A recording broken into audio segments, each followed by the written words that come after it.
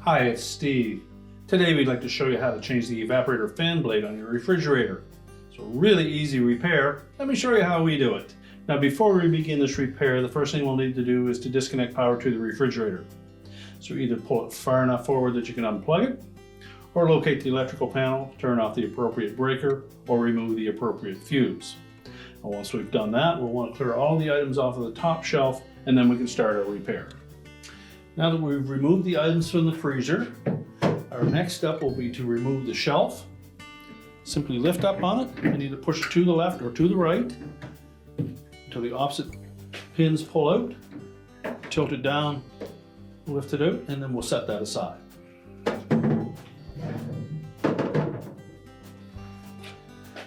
Now our next step will be to remove the air cover at the back. It's held in place with 2 screws down into the floor of the freezer. So we'll remove those 2 screws.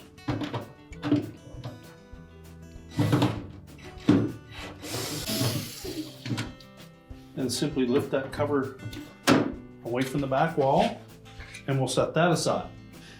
Now you may be able to pull the old fan blade off through that opening, but if you find it a little difficult to grasp, we suggest that you take that rear evaporator cover off. Now before we remove that rear evaporator cover, you'll need to remove the air duct assembly from the floor of the freezer.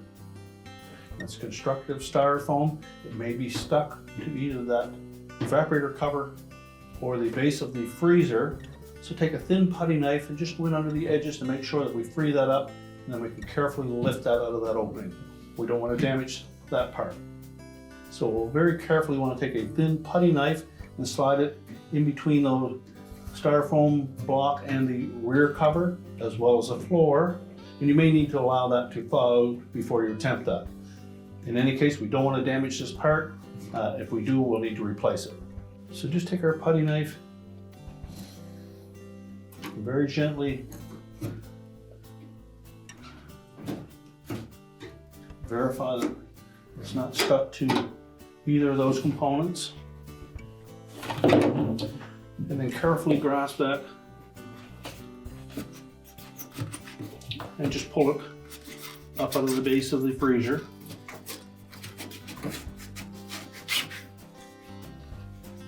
Be very careful not to damage it, and then we'll set that aside.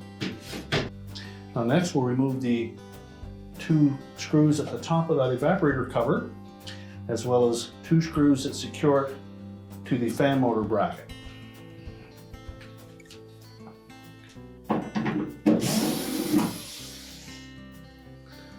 The screws that secure that back cover to the fan motor bracket are typically 1/4-inch hexhead screws, and the screws that secure the top corners of that evaporator cover are a number 2 phillips screw.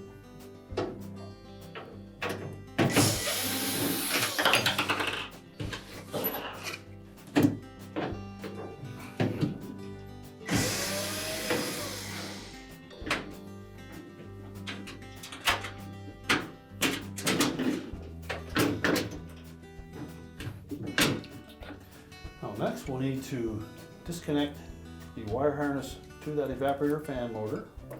Simply depress the locking tabs and separate the harness. We'll also need to disconnect this ground wire from the terminal over on the left-hand side at the top of that evaporator. And use caution when working around that evaporator, as those fins may be quite sharp. And if it doesn't pull off easily, we'll use a pair of needle nose pliers. Remember to just grasp the terminal and not the wire itself. Pull that off.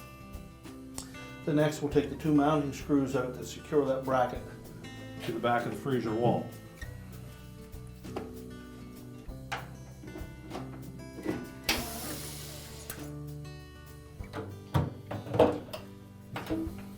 Now once we have that bracket out where we can access the fan blade, we simply need to pull that off of the evaporator motor shaft. Now you may be able to do that just with your hands. If not, take a pair of pliers and go in behind and then pry that fan blade off of the shaft.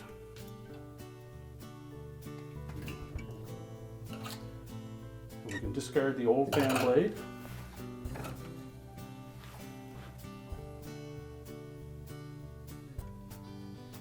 We'll install that with the clamp facing outward. Simply press it onto that motor shaft. What we want to aim for is for the center of that blade to be roughly in line with the outer edge of that mounting bracket.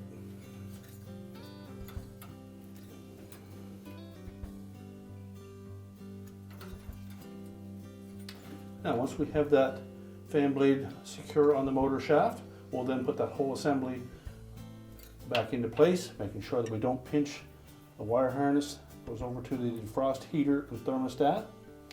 Has to straddle that and attach to those two mounts at the back.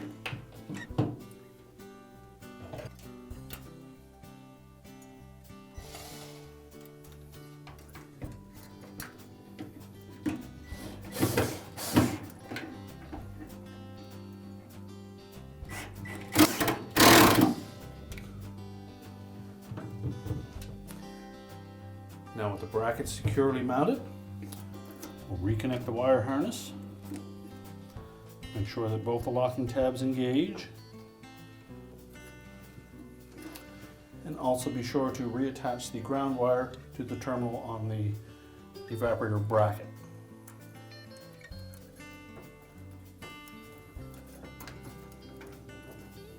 Make sure there's no interference with the harness and the blade itself. And then we're ready to put the evaporator cover back on. So we'll take that evaporator cover. We'll begin by sliding the left-hand side into position in behind that harness connector on the left side wall. Now make sure the screw holes line up in both top corners as well as for the evaporator fan mount. If not, you find that we've caught up on the drain pan.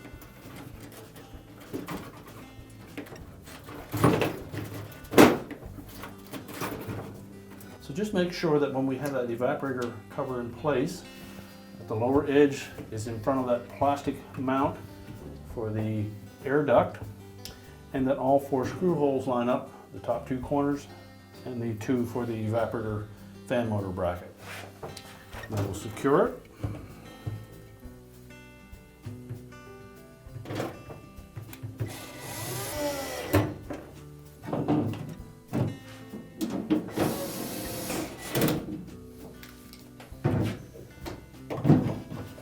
Next, we'll very carefully reinstall that air duct.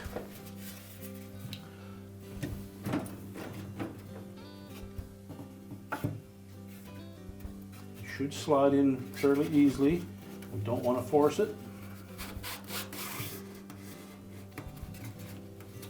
Make sure it sits flush on the bottom and is tight up against the evaporator cover. You can then take the air cover at the back and make sure that these two plastic hooks fit into those vertical slots on the evaporator cover. So lift it up fairly high, drop it down into place, make sure it's locked to that evaporator cover. We'll secure it with the two screws on the bottom.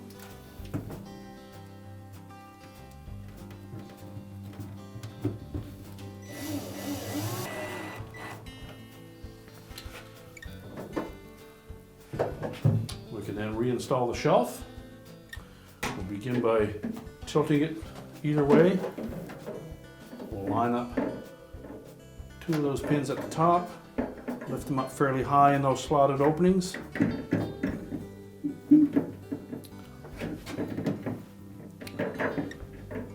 Then insert them into the opposite side, make sure that they drop down into the bottom of those openings.